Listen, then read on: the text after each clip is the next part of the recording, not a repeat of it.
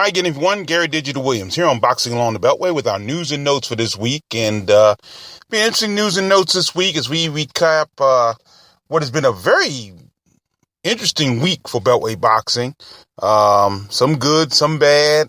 The bad was not very good, and the good was very good overall. But It was a weird week, and we're going to talk about that all throughout this week. None of our Beltway boxers were in action all around the world. Beltway boxing news and notes brought to you by Real-Time Pain Relief, from boxers to ballerinas, for shoulder pain and muscle strain and everything in between. Boxing Along the Beltway recommends Real-Time Pain Relief, the fast, safe, and effective plant-based ointment.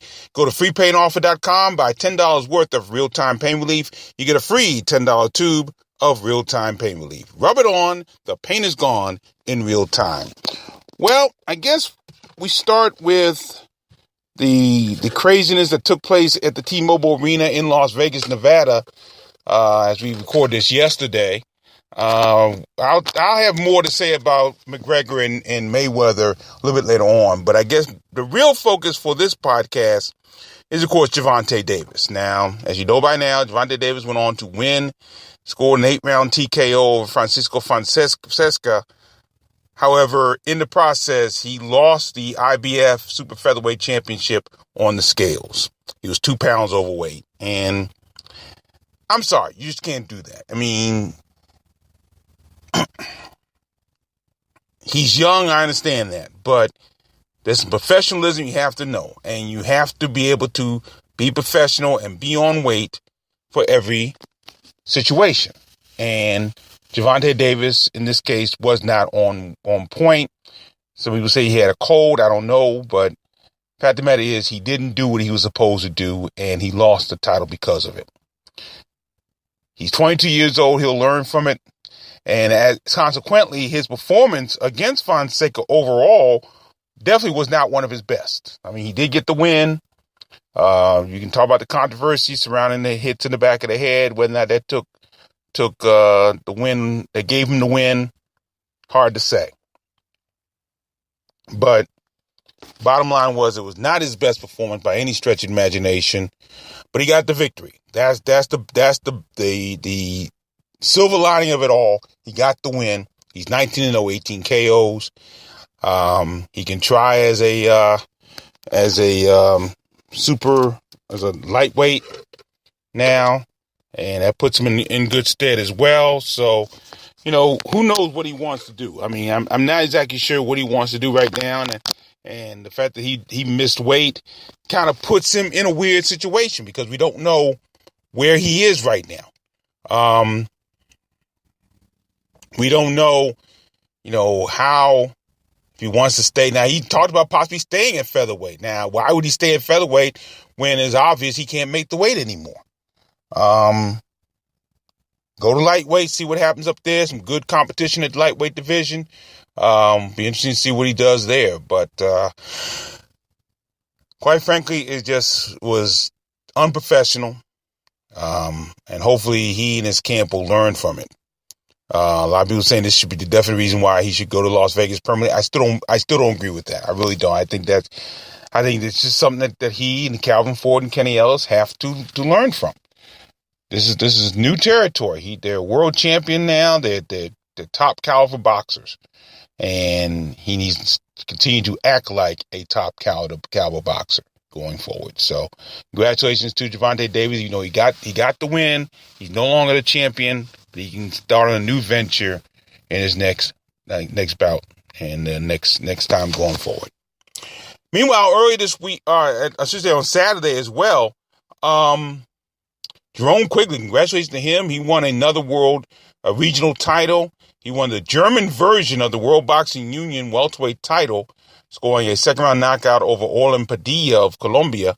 Again, from what I heard, the first round was really kind of a war, and he had survived that in order to get to the second round, where he put on the afterburners and won the bout. So congratulations to him. He's still undefeated now, 18-0, 16 KOs. That's a great win for him. And actually, this is a really good win for him, because he fought a guy with a good record, I believe he was 25-6, 20 KO, something like that. And he knocked him out in the second round. So that's a positive stroke for Jerome Quigley going forward. So congratulations to him as well. Now, this past Friday at the Buffalo Run Casino in Miami, Oklahoma, a couple of Beltway boxers were on the card. Let's start with the positive first. Nicholson came back and he fought, I don't know if it was a late opponent or what happened, but he fought a guy named Jose Obando, who's fought a couple of Beltway boxers in the past, one being Demetrius Ballard. He went the distance with him. But Nicholson took care of business very early, second round knockout. Obando did not come out for the third round. Nicholson is super middleweight, seems to be back on track. Seems to be doing very well. The only drawback, well, actually, this was still a middleweight when he fought Emmanuel Aleem to the draw. So he really has come back strong and fought very well. So he continues to be on his winning ways right now. I believe he's 21-2-1 with 17-18 KOs. So congratulations to Nicholson. The same, however, cannot be said for Emmanuel Aleem. Now, before that bout even took place against Hugo Centeno Jr., apparently the lack of activity that Emmanuel Aleem has had since January caused him to lose or be stripped of the WBC silver middleweight titles. That title was not on the line. Now, again, I think this is stupid. You only give a regional champion 6 months to defend a title, but you give a world champion a year. I don't understand that to save my life. You would think it'd be the other way around, but no, they do it very strangely in this situation, and it cost Aleem the title. And then he walked in there against Hugo Centeno, and he just got caught. I mean, he got caught with a beautiful left hand that knocked Aleem out in the third round, 2:37 of the third, and Aleem suffered his first pro loss. I mean, it was a tough loss all the way around. I mean, just really bad. So tough break for Emmanuel Aleem. He'll be back in future bouts, but he's going to come back and have to be stronger going forward in that situation. So a tough break for Emmanuel Aleem, and that bout was on FS1 from Miami, Oklahoma. So tough break for him. Now, as far as the amateur is concerned, the big news is, again, Troy Isley, who is in Germany right now, and just today, I believe it was, on Sunday, he fought his first bout in the World Championships, and he won. He won his bout over a boxer who was a bronze medalist in the World Championship back in 2015. He's out of Egypt, and he went on to win that bout. So he's in good shape right now. He's doing very, very well in that World Championship situation. So congratulations to Troy Isley, who continues his winning ways. He's out of Alexandria, Virginia, and just doing very, very well for himself. So that'll take care of that. Now, before we get out of here, I just have to give a few thoughts. A lot of people have asked me about what took place Saturday night between Floyd Mayweather and Conor McGregor. So let me just briefly kind of go over it real quickly. I've said from day one that this bout was basically a farce. It was the continuation of Muhammad Ali and Antonio Inoki and other boxer versus wrestler type situations that have taken place over the years. People say that Conor McGregor looked good for the first 3 rounds. I think only because Floyd Mayweather wanted him to. My biggest concern with the bout, however, was not with the two boxers, in all honesty. The bout went the way I thought it was going to go. Mayweather was going to carry him for a while and then finally get rid of him. That's what happened. My concern, in all honesty, was with the referee, Robert Byrd. I thought he was atrocious. And Robert Byrd uses a very good referee. I just think he got caught up in the moment. I really do. I think, from the very elongated final instructions that he gave at the beginning of the fight, all the way through, Robert Byrd was too much involved in the spectacle of what was taking place.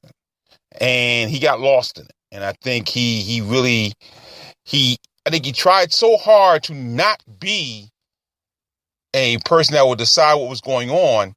He invariably became someone who decided what was going on in a very negative way. I mean, I got to think in any other boxing event, if a guy fouled the way Conor McGregor did early on in the bout, he would have taken some points away somewhere between the fourth and the fifth round.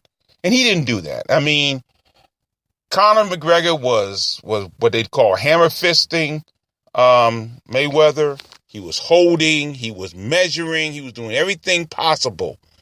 And it may have been because Bird thought that McGregor not being a boxer, he deserved some leeway. But after a while, you've got to warn him. You've got to penalize him. You've got to take points away. And Robert Byrd didn't do that. And it was ugly because of it. It was an ugly bout because of it.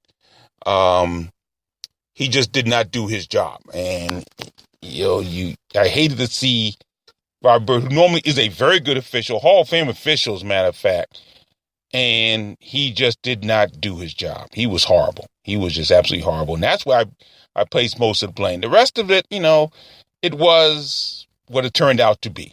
Okay.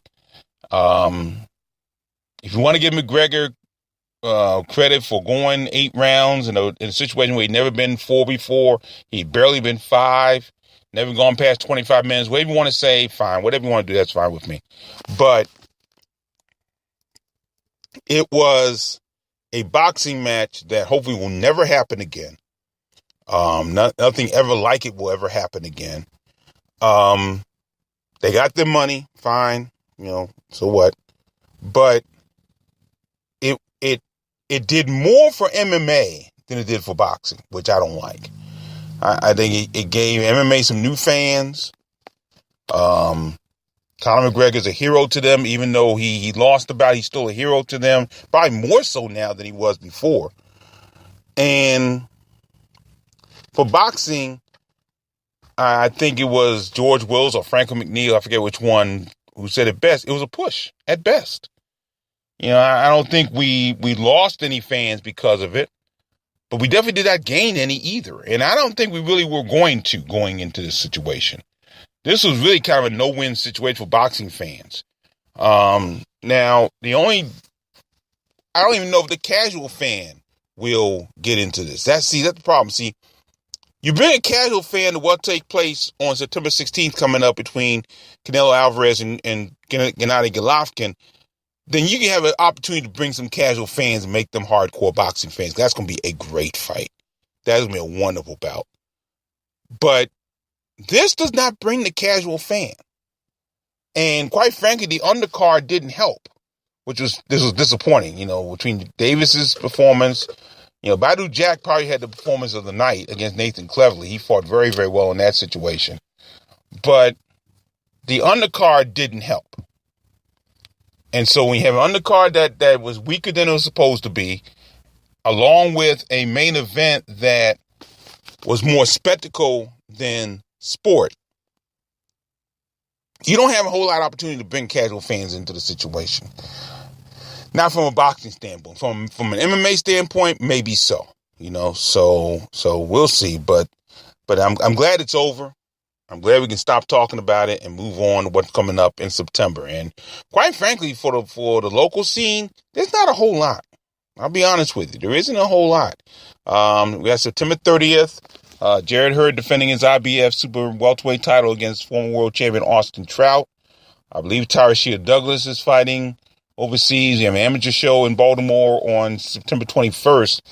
But there really isn't a whole lot going forward. And the fall, quite frankly, looks kind of bleak right now. And which, to be quite honest with you, I'm not overly surprised, because it's going to be harder and harder. As Juan and I have said time and time again, it's going to be harder for local promoters to do some great things. It's going to be harder for local promoters to do a lot of shows, because, quite frankly, there aren't a whole lot of boxes left to go around. And that is going to be the real tough part going forward. So we'll have to see what's going on, and we'll keep you abreast of what's going on in the Beltway boxing scene as best we can. But a lot of folks will be hitting the road in the next 2 months, and hopefully we can get some cards to end the year in 2017. Without doing here for another edition of Beltway Boxing News and Notes. Reminder, Beltway Boxing News and Notes brought to you by Real-Time Pain Relief. You go to freepainoffer.com, buy $10 worth of Real-Time Pain Relief. You get a free $10 tube of Real-Time Pain Relief. Rub it on. The pain is gone in real time. I'm Gary Digital Williams. Thanks for joining me, everybody. And always remember to keep supporting the best boxing in the world. The boxing along the Beltway. Thanks for listening. Take care.